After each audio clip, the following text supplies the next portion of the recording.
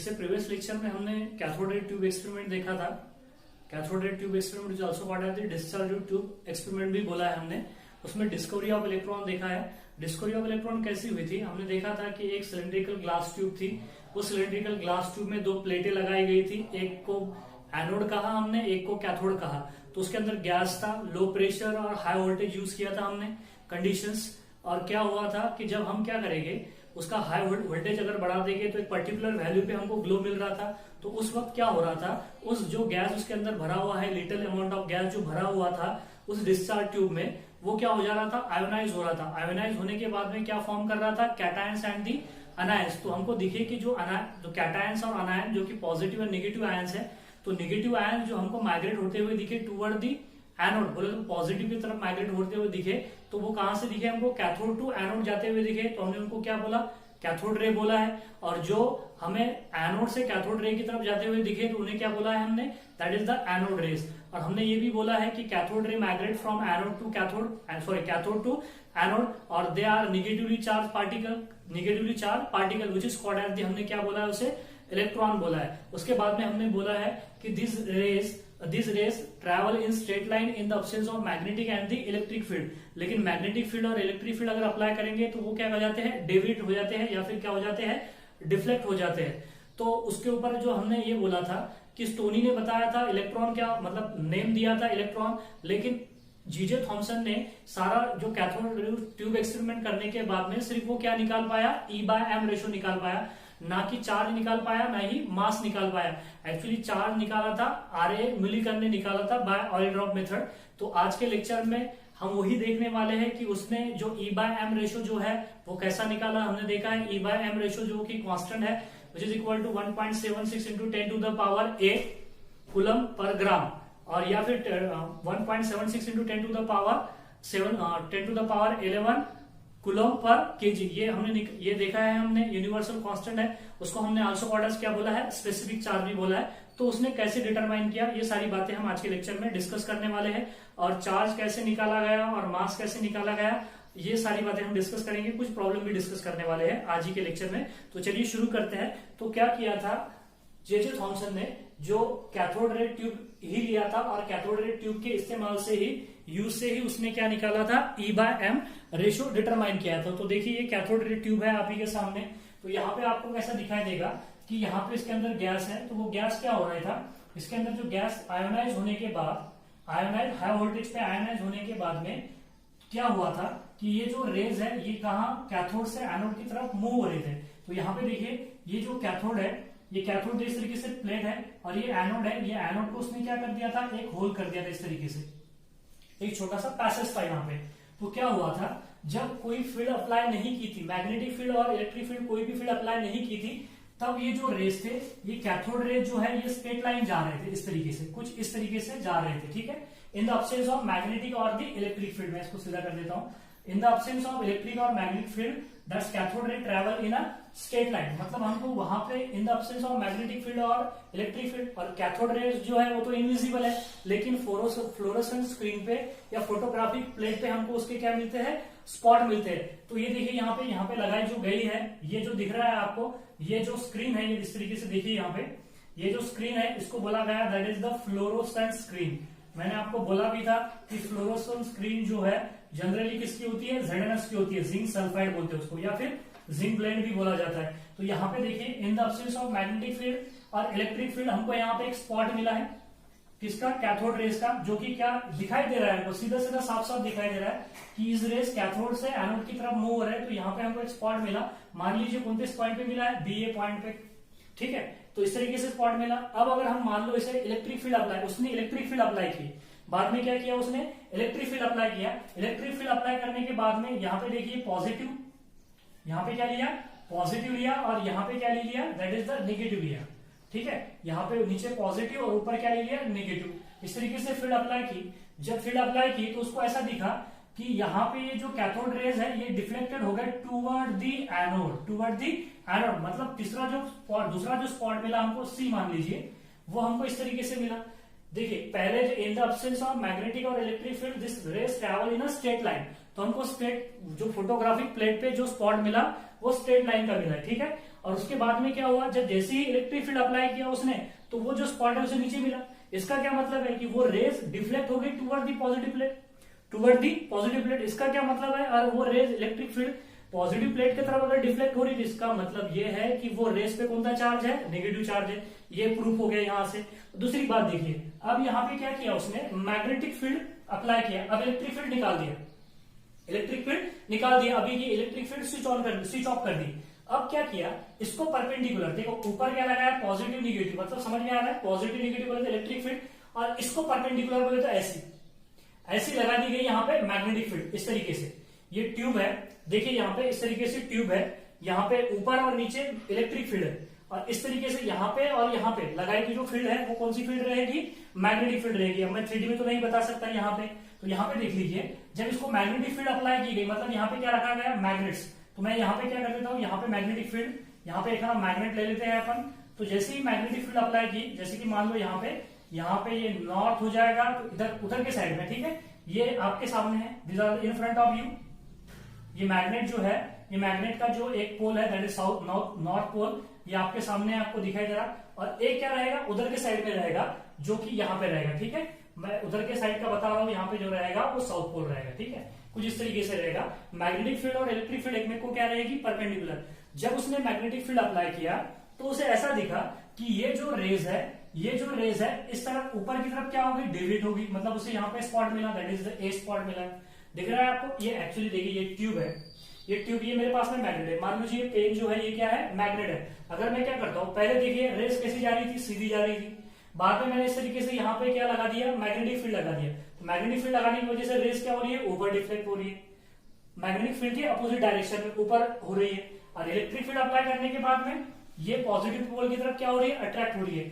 तो उसने ऐसा देखा है यहाँ पे कि जैसे ही हम इलेक्ट्रिक फील्ड अप्लाई करेंगे तो यहाँ पे सी स्पॉट मिल रहा है, और मैग्नेटिक फील्ड अप्लाई कर रहे हैं तो ए स्पॉट मिल रहा है, और दोनों फील्ड रिमूव करने के बाद में क्या मिल रहा है हमको, बी स्पॉट। मतलब जो रेज है वो कैसी जा रही है, स्ट्रेट लाइन जा रही है, रेज कैसी जा रही है, स्ट्रेट लाइन। तो क्या किया उसने, मैग्नेटिक इलेक्ट्रिक फील्ड बढ़ाया तो क्या होगी, सी स्पॉट मिला, मैग्नेटिक फील्ड बढ़ाया तो ए स्पॉट मिला। फिर एक ऐसा पॉइंट लाया उसने कि दोनों magnetic field equal to electric field कर दिया, magnetic field equal to electric field. समझिए बात को, इलेक्ट्रिक फील्ड बढ़ाएंगे तो हमें कौन सा स्पॉट मिलेगा, सी स्पॉट मिलेगा। अगर मैग्नेटिक फील्ड बढ़ाएंगे तो कौन सा स्पॉट मिलेगा, ए स्पॉट मिलेगा। दोनों फील्ड अगर रिमूव कर देंगे तो कौन सा स्पॉट मिलेगा, बी स्पॉट मिलेगा। अब दोनों अगर बराबर कर देंगे, एक ऐसा पॉइंट आएगा कि दोनों क्या हो जाएंगे, बराबर हो जाएंगे, तो फिर कैथोड रेस क्या हो जाएंगे, कंफ्यूज हो जाएंगे, कहां जाना है, ऊपर जाना है, नीचे जाना है। तो फिर वो क्या करेंगे, स्ट्रेट जाएंगे। क्या जाएंगे, स्ट्रेट जाएंगे। आपको बात समझ में आ रही है कि इस कंडीशन में उसने ऐसा देखा कि जब magnetic field is equal to electric field, मतलब कौन सी फील्ड देखिए यहाँ पे, that is the electric field. Electric field is equal to क्या हो गया, मैग्नेटिक फील्ड। कौन सी फील्ड हो जाएगी यहाँ पे, electric field is equal to हम लेंगे which field, magnetic field. Electric field is equal to magnetic field, तो रेस कंफ्यूज हो जाएगी और क्या जाएगा, स्ट्रेट लाइन जाएगी। अब इलेक्ट्रिक फील्ड क्या होती है, इलेक्ट्रिक फील्ड होती है that is charge into electric field, that is the. देखिए यहाँ पे एक्चुअली फील्ड से बेहतर हम क्या बोलेंगे, इस पे एक्चुअली देखिए कि क्या हुआ, हमने इलेक्ट्रिक फोर्स अप्लाई किया तो ये सी स्पॉट मिल रहा था, मैग्नेटिक फोर्स अप्लाई किया तो क्या मिल रहा था हमको, ए स्पॉट मिल रहा था। एक वक्त ऐसा आएगा कि दोनों फोर्स बैलेंस हो जाएगी, तब रेस कंफ्यूज हो जाएगी और हमें क्या मिलेगा, बी स्पॉट मिलेगा, ना ही ऊपर जाएगा ना ही नीचे जाएगा। मतलब कौन से कंडीशन में, जब क्या हो जाएगा, देखिए जब क्या हो जाएगा, electric force is equal to क्या हो जाएगा, मैग्नेटिक फोर्स।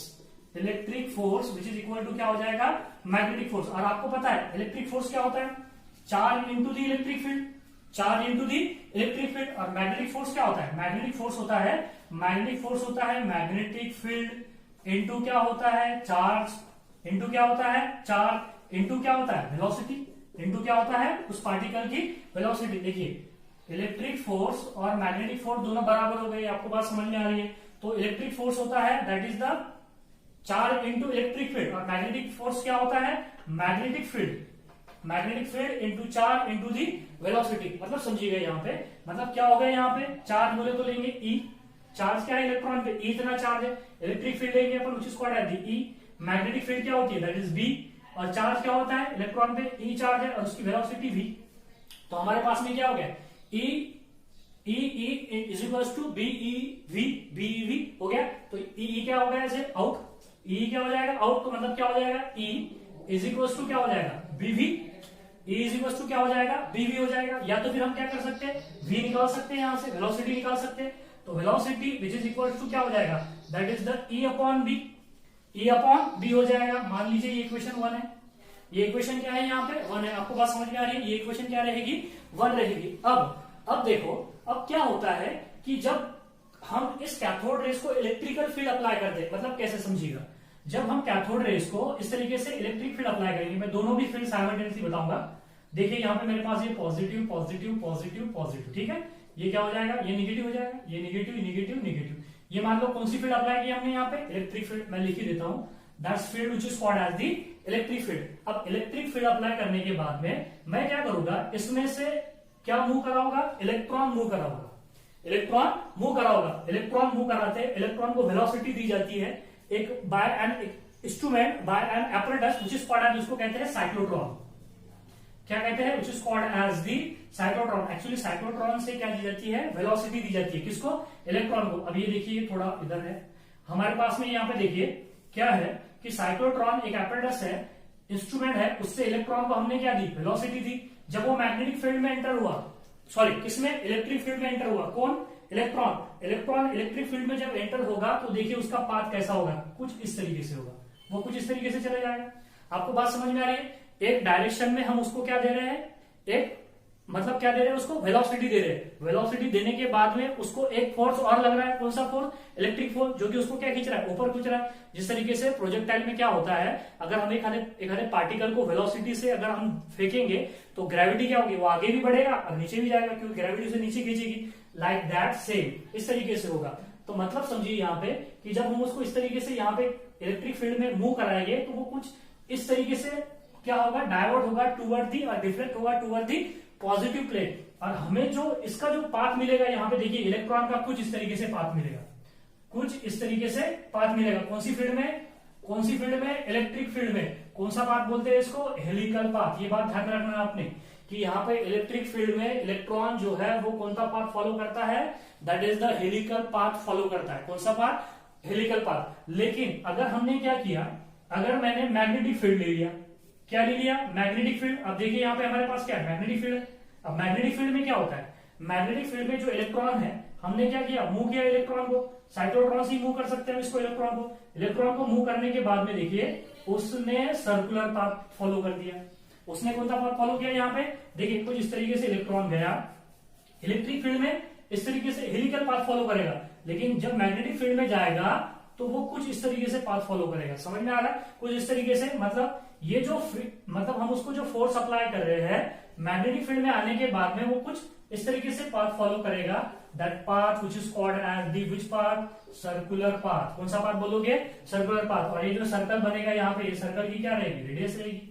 ये सर्कल की क्या रहेगी, रेडियस रहेगी। इसका क्या मतलब है, that's magnetic force provide the centripetal force to the electron, to the electron. यहाँ पे यही तो मतलब होता है इसका कि that's magnetic force, magnetic force provide, that is the magnetic force provide the centripetal force to the electron. Electron को क्या प्रोवाइड कर रहा है, सेंट्रीपिटल फोर्स प्रोवाइड कर रहा है। तो हम क्या लिख सकते हैं, मैग्नेटिक फोर्स का फॉर्मूला क्या था, एम वी वी। देखो यहाँ पे B V that is B E V, B V E. तो मतलब क्या हो जाएगा, that is the B E V is equal to क्या हो जाएगा, सेंट्रीपिटल फोर्स क्या हो जाएगा, M V square by R. क्या हो जाएगा, M V square by R. यहां से क्या, वी से वी आउट। समझ में आ रहा है, वी से वी आउट हो जाएगा। यहाँ पे क्या मिलेगा आपको, बोलिए, that is the B E is equal to M V by R, M V by R. अब क्या करो आप, यहाँ पे एम को इधर ले लो, बी को इधर भेज दो, तो क्या हो जाएगा, यहाँ पे लिख देता हूं, दैट इज द एम। ये जो हो जाएगा यहाँ पे क्या हो जाएगा, E by M, E by M इधर चले जाएगा। मतलब समझिए E by M which is equal to क्या है, विच इज इक्वल टू क्या हो जाएगा, बोलिए, ई बाय एम हो गया। यहाँ पे ये बी कहां चले जाएगा, बी नीचे चले जाएगा। तो यहाँ पे क्या रहेगा, सॉरी एक गलत हो गया कुछ, तो मिस्टेक हो गई है।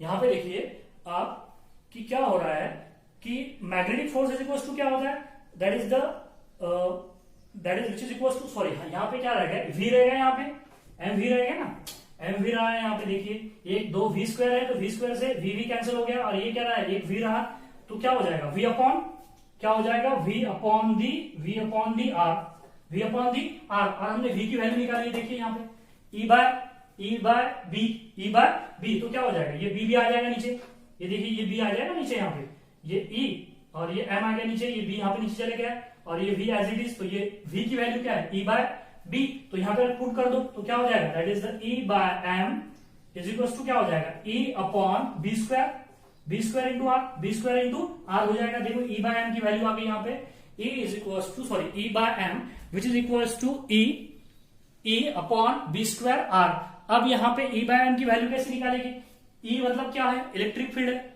ई मतलब क्या है, इलेक्ट्रिक फील्ड, वो तो उसे पता है कि उसने कितनी अप्लाई किया था, इलेक्ट्रिक फील्ड उसने कितनी अप्लाई किया था ये उसे पता है, B is a magnetic field, ये भी उसे पता है कि उसने मैग्नेटिक फील्ड कितने अप्लाई किया था, जे थॉमसन को ये तो पता है ना कि उसने कितनी मैग्नेटिक फील्ड अप्लाई किया या कितनी इलेक्ट्रिक फील्ड अप्लाई किया। और मैग्नेटिक फील्ड अप्लाई करने के बाद में जो रेडियस ऑफ कर्वेचर है, ये देखिए यहाँ पे कहा है, ये रेडियस ऑफ कर्वेचर, ये भी उसको पता है, तो उसने ये वैल्यू कैलकुलेट किया और निकाला E by M, which is the value of E by m is equals to 1.76 into 10 to the power 8, 10 to the power 8 coulomb per gram. इस तरीके से उसने क्या निकाला है, E by m रेशियो निकाला था। देखिए इलेक्ट्रॉन पे कितना चार्ज है उसे पता नहीं था, इलेक्ट्रॉन का मास कितना है ये उसे पता नहीं था, लेकिन उसने E by m निकाला था। देखिए इस तरीके से थोड़ा सा ये डेरिवेशन है, सिंपल सा डेरिवेशन है, E by m है, E उसे पता था कितनी अप्लाई किया, B भी पता है उसे कितनी अप्लाई किया, और रेडियस ऑफ कर्वेचर क्योंकि मैग्नेटिक फील्ड में वो सर्कुलर पाथ फॉलो कर रहा है। So this are the charge to mass ratio of the electron calculated by J Thomson. किसने कैलकुलेट किया था ये बात ध्यान में रखना आपने, by J Thomson, by J Thomson ने ये क्या किया था, कैलकुलेट किया था। अब यहाँ पे देखिए नेक्स्ट आगे बढ़ते हैं, कैलकुलेशन ऑफ चार्ज। चार्ज कैसे निकाला गया, चार्ज निकाला था आरए मूलिकल ने by using oil drop method. तो हम आगे बढ़ते हैं, तो आप जल्दी से स्क्रीनशॉट लीजिए।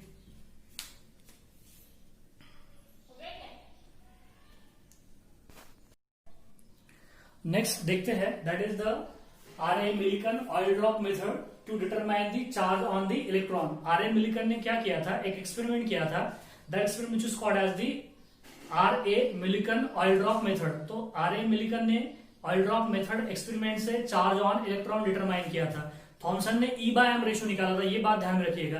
तो कैसे निकाला था, चलो शुरू करते देखते हैं। यहाँ पे देखिए उसने एक इस तरीके से एपरेटस लिया, उसमें दो प्लेटें ली गई इस तरीके से, देखिए एक प्लेट और ये दूसरी प्लेट। तो एक प्लेट जो थी यहाँ पे देखिए, ये जो पहली प्लेट जो है उसने पॉजिटिव प्लेट कहा, जिसको पॉजिटिव टर्मिनल से जोड़ दिया गया, और दूसरी जो प्लेट है उसको निगेटिव प्लेट कहा, मतलब वो निगेटिव टर्मिनल से जोड़ी गई थी।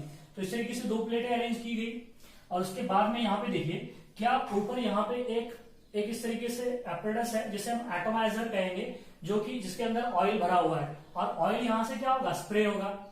ऑयल क्या होगा, स्प्रे होगा। आपको पता है हम वाटर स्प्रे करते हैं, सैनिटाइजर स्प्रे करते हैं, इस तरीके से यहाँ से ऑयल क्या हो गए, ऑयल के ड्रॉपलेट्स हो गए, मतलब वो ड्रॉप्स में टूट जाएगा। कौन, ऑयल, कहां से, एटोमाइजर से, वहां से क्या कर रहे हैं, हम उसको स्प्रे कर रहे हैं, तो कंटेनर में सबके सब ऑयल के ड्रॉप आ जाएगी इस तरीके से।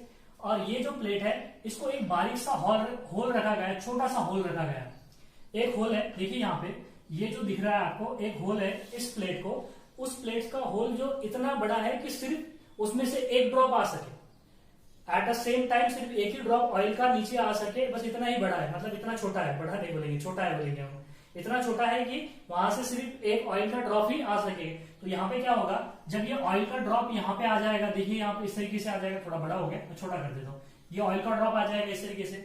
तो यहाँ पे क्या करेंगे, हम यहाँ से एक्सरेज बम्बारमेंट करेंगे, और हमने बोला है कि एक्सरेज अगर बम्बार्ड करें हमने कोई भी गैस के अंदर, इसके अंदर गैस भरा हुआ है, तो गैस को क्या करेगा, आयोनाइज कर देगा, आयोनाइज कर देगा तो वो कैटायंस और क्या फॉर्म करेगा, अनायंस फॉर्म करेगा, और कैटायंस प्लस इलेक्ट्रॉन फॉर्म करेगा। क्या फॉर्म करेगा, कैटायन प्लस इलेक्ट्रॉन फॉर्म करेगा, क्योंकि इतना पावरफुल रेडिएशन होता है ये कि क्या करता है, इलेक्ट्रॉन को उखाड़ के फेंक देता है, कहां से, मेटल सरफेस पर से या गैस से, इस तरीके से इलेक्ट्रॉन को निकाल देता है। तो क्या हुआ, वो जो ये जो ऑयल ड्रॉप्स है, ये ऑयल ड्रॉप के ऊपर क्या डिपॉजिट हो गए, ये देखिए यहाँ पे मैं लिख देता हूं कि ये जो है ये क्या है, दैट इज द ऑयल, ये क्या है यहाँ पे, that is the oil drop. क्या हुआ, ये ऑयल ड्रॉप के ऊपर इलेक्ट्रॉन क्या हो गए, एब्सॉर्ब हो गए।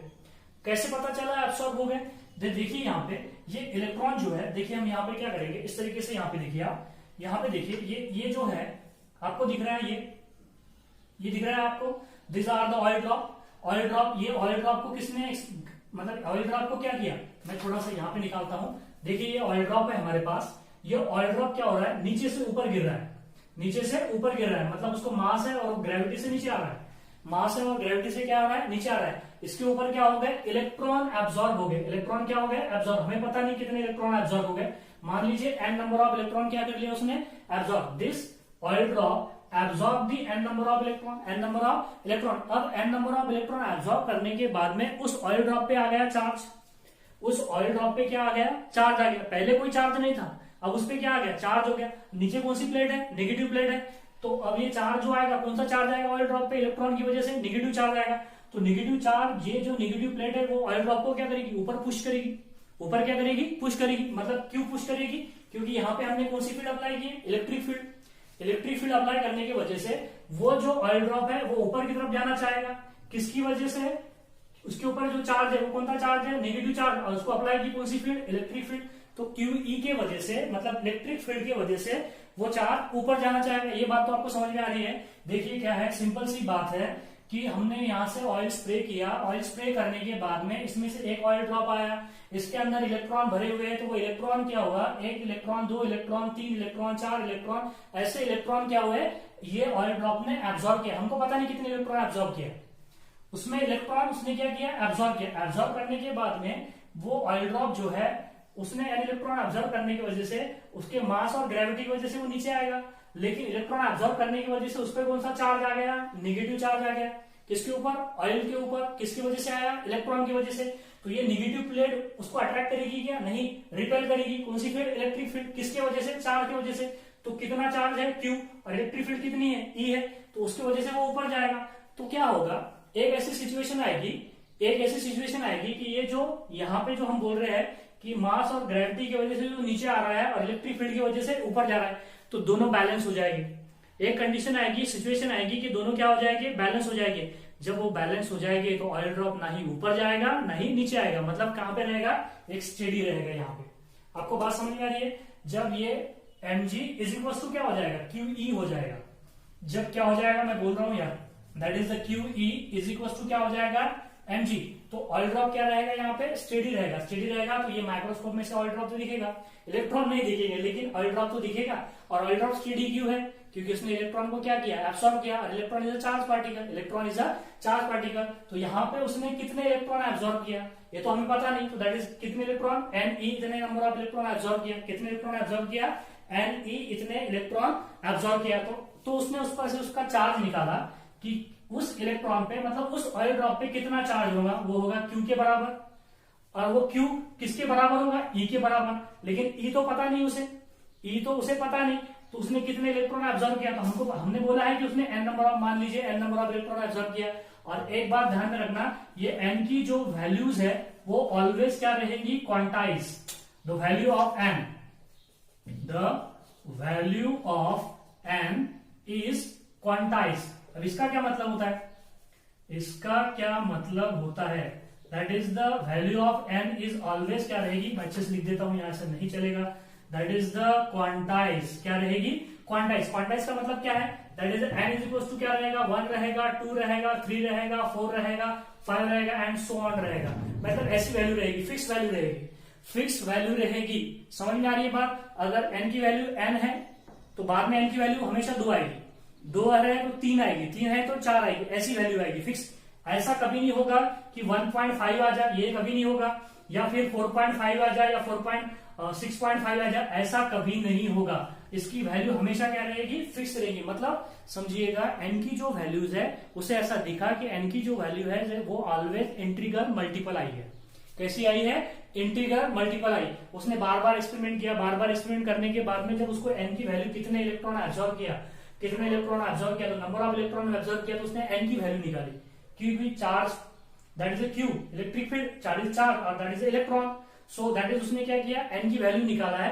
n की वैल्यू उसे हमेशा दिखी, नंबर ऑफ एक्सपेरिमेंट करने के बाद में उसे जो n की वैल्यू आई थी वो इंटीग्रल मल्टीपल नंबर आई थी। तो उसने एक ऐसी वैल्यू आई जो सबसे छोटी थी। तो उससे सबसे छोटी वैल्यू आई थी, तो फिर वही उसने मान लिया कि इलेक्ट्रॉन पे उतना चार्ज होता है, इलेक्ट्रॉन पे क्या होता है, उतना चार्ज होता है। मतलब इलेक्ट्रॉन पे जो चार्ज होगा वो इज इक्वल टू कितना होगा, माइनस, माइनस तो होगा, ये माइनस क्यों होगा समझ में आ रहा है, क्योंकि ये ऑयल ड्रॉप को क्या कर रहा है, वो रिपेल कर रहा है निगेटिव प्लेट, तो माइनस हो जाएगा, कितना हो जाएगा 1.6 into 10 to the power minus 19 coulomb, minus 19 coulomb, उसको देखा है। अब इसके बाद में दूसरी वैल्यू कितनी आएगी, दैट इज द दूसरी वैल्यू जो है that is 3.2 into 10 to the power minus 19 आएगी, 3.2 into 10 to the power minus, बाद में 4.6 आएगी, बाद में 6 पॉइंट समथिंग आएगी, उसे ऐसे ही वैल्यू मिली, मतलब ये इक्वल टू क्या मिला इसको, E1, तो E2 की वैल्यू इसके डबल में रहेगी, E3 की वैल्यू इसके ट्रिपल में रहेगी, देन 4 टाइम 5 टाइम 6 टाइम ऐसा दिखा है, तो उसको एक स्मॉलेस्ट वैल्यू दिखी, मतलब स्मॉलेस्ट वैल्यू दिखी, तो उसने क्या बोला है कि मतलब स्मॉलेस्ट वैल्यू थी कम से कम n इक्वल टू कितना होगा 1, तो मतलब एक इलेक्ट्रॉन पे उतना चार्ज होगा, ये किसने निकाला था, मिलिकन ने निकाला था by oil drop method, so E is equal to निकल गया यहाँ पे 1.6 into 10 to the power minus 19। अब देखिए यहाँ पे एक क्वेश्चन भी समझ लेते हैं, अगर आपको यहाँ पे अगर आपको चार्ज दे दिया गया तो नंबर ऑफ इलेक्ट्रॉन निकाल सकते हो आप, कैसे निकाल सकते हो number of electron, Q is equal to क्या निकाल सकते हो, Q is equal to N E, अगर मान लीजिए हमारे पास में चार्ज दे दिया गया आपको, charge on the particles is equal to मान लीजिए 8 point something, 8 into 10 to the power minus 19 coulomb, minus 19 oil drop पे चार्ज दे दिया गया आपको, that is Q is the charge on oil drop, Q is the क्या हो जाएगा, Q हो जाएगा that is the charge on oil drop, charge on the oil drop which is equal to क्या हो जाएगा, Q हो जाएगा। अगर आपको charge on oil drop that is the charge on oil drop which is equal to is 8.0 into 10 to the power minus 19 coulomb, then calculate find out calculate the number of electron present in oil drop, present on oil drop, तो Q is equal to क्या होता है बोलिए, Q is equal to होता है Ne, और Q कितना है 8.0 into 10 to the power minus 19 coulomb which is equals to m, और एक पे इलेक्ट्रॉन पे चार्ज कितना होता है 1.6 into 10 to the power 19 minus 19, तो ये 19 से 19 कट, यहाँ पे 1.6 से और 8 से कट आउट दैट इज 5 हो जाएगा, तो n इज इक्वल टू कितना आ जाएगा 5, इस तरीके से आंसर आ जाएगा। इस तरीके से प्रॉब्लम दी जाती है, आपको चार्ज दिया जाएगा, नंबर ऑफ इलेक्ट्रॉन निकाल जाएगी, नंबर ऑफ इलेक्ट्रॉन दे जाएगी, ऑयल ड्रॉपर का चार्ज मेजर करने लगाएगी आपको। तो ये जो एक्सपेरिमेंट है that experiment is a Millikan oil drop experiment to find the charge, to find इसने क्या फाइंड किया था, to find the charge on electron पर का चार्ज निकाला था, और E बाय एम किसने निकाला था, E बाय एम निकाला था that is the RA Millikan ने। इसके बाद में नेक्स्ट देखिए मास भी निकाल सकते हैं हम इस पर से क्या निकाल सकते हैं, मास E बाय एम अगर हमको पता है, और नंबर इलेक्ट्रॉन का हमको क्या पता है, चार्ज पता है, तो हम क्या निकाल सकते हैं उस पर से, इलेक्ट्रॉन पर का क्या निकाल सकते हैं, दैट इज इलेक्ट्रॉन का मास भी निकाल सकते हैं। तो देखिए मास ऑफ इलेक्ट्रॉन का फॉर्मूला क्या है, यहां पे लिख देता हूं, देखिए लास्ट में लिखना है आपको Q इज इक्वल टू, यहां पे लिख देता हूं इसको, that is the QE is equal to क्या था, दैट इज द mg था, ठीक है। अब यहां पे देखिए कैलकुलेशन ऑफ चार्ज हो गया, कैलकुलेशन ऑफ चार्ज हो गया। अब यहां पे देखिए calculation of mass, last topic है calculation of mass of electron. तो मास ऑफ इलेक्ट्रॉन का फॉर्मूला देखिए क्या है, मास ऑफ इलेक्ट्रॉन कैसे निकाला था उसने, that is m which is equal to E upon E by m, E upon E by m, E कितना है 1.6 इंटू 10, मैग्नीट्यूड लिया था 1.6 into 10 to the power minus 19 coulomb, upon क्या हो जाएगा, अपॉन हो जाएगा 1.76, ये तो पता है आपको, E by m 1.76 into 10 to the power, नहीं 10 टू द पावर क्या था 8 कूलम पर ग्राम, कूलम से कूलम आउट, इस तरीके से ऊपर चल जाएगा ग्राम, मतलब मास आ जाएगा, विच इज इक्वल टू कितना आएगा, विच इज इक्वल टू आएगा 9.1 into 10 to the power minus 28 gram, और विच इज इक्वल टू आएगा 9.1 into 10 to the power minus 31 क्या आएगा 31 किलोग्राम। इस तरीके से क्या आ जाएगा, that is the mass of electron. AMU में कन्वर्ट कर सकते हैं आप उसको 0.0055 AMU, 0.0055 AMU, आपको पता है AMU का ग्राम में, ग्राम का किलोग्राम में, और किलोग्राम का ग्राम में, और ग्राम का AMU में हम कन्वर्ट कर सकते हैं। हमसे इससे पहले मोल कंसेप्ट में हमने ये सारी बातें डिस्कस कर चुके हैं। अब यहाँ पे देखिए आपको कि यहाँ पे मास भी पता चल गया, E बाय एम भी ratio, E by m ratio पता है 1.6 इंटू 10 टू द पावर 8, ये पता है। मास ऑफ इलेक्ट्रॉन भी पता है 9.1 इंटू 10 टू द पावर -19 ग्राम और 31 किलोग्राम। और आपको चार्ज ऑन इलेक्ट्रॉन भी पता है, किसने निकाला था, RA मिलिकन ने। So that is -1.63 into 10 to the power -19 coulomb, बराबर, that is -19 coulomb. This are the charge. अब यहाँ पे देखिए E बाय एम रेशो किसका है, E बाय एम रेशो निकाला है हमने किसका, इलेक्ट्रॉन का। उसी तरीके से हम E बाय एम रेशो हम प्रोटॉन का निकाल सकते हैं। किसका निकाल सकते हैं, प्रोटॉन का। उस तरीके से E बाय एम रेशो हम न्यूट्रॉन का भी निकाल सकते हैं, और उसी तरीके से E बाय एम रेशो हम अल्फा पार्टिकल का भी निकाल सकते हैं। और ध्यान रखना alpha particle is equals to बराबर होता है 2He4 के बराबर, मतलब हीलियम न्यूक्लियस के बराबर। अगर हमने प्रोटॉन पर का चार्ज मान लिया 1, मास कितना होता है 1 by divided by 1 is equals to E by M is equals to 1 हो गया। अगर न्यूट्रॉन पे चार्ज होता है 0 upon anything is equals to 0, तो 0 आ जाएगा E बाय एम। और अल्फा पार्टिकल का क्या आएगा, नंबर ऑफ प्रोटॉन कितने हैं 2, तो डायरेक्ट चार्ज कितना रहेगा 2 और मास कितना रहेगा 4, तो 2 बाय 4 बोले तो 1 बाय 2 बोले तो 0.5। तो आपको ऐसा भी पूछ लिया जा सकता है कि electron, proton, neutron and alpha particle में सबसे ज्यादा E बाय एम रेशो किसका रहेगा, तो सबसे ज्यादा E बाय एम रेशो किसका रहेगा, इलेक्ट्रॉन का रहेगा। आप कैलकुलेट करके देखना है यहाँ पे E बाय एम रेशो। मैं क्वेश्चंस जो आपको डीपीपी में क्वेश्चंस दूंगा उसमें जरूर डालूंगा ये क्वेश्चंस कि E बाय एम रेशो बताओ किसका रहेगा। नहीं समझ में आया तो आपको समझ में आ जाएगा। देखिए यहाँ पे हम अगर इलेक्ट्रॉन का E बाय एम रेशो निकाला हमने, उस तरीके से हम प्रोटॉन का निकाल सकते हैं, न्यूट्रॉन का निकाल सकते हैं और हीलियम न्यूक्लियस का भी E बाय एम रेशो निकाल सकते हैं। इसके बाद में हम देखेंगे that is the Rutherford atomic model, J Thomson का एटॉमिक मॉडल, देन बोहर का एटॉमिक मॉडल, सारी एटॉमिक मॉडल हम डिस्कस करने वाले हैं नेक्स्ट लेक्चर में। आप जल्दी से स्क्रीनशॉट लीजिए, इसके आगे का हम नेक्स्ट डे कंटिन्यू करेंगे। Thank you.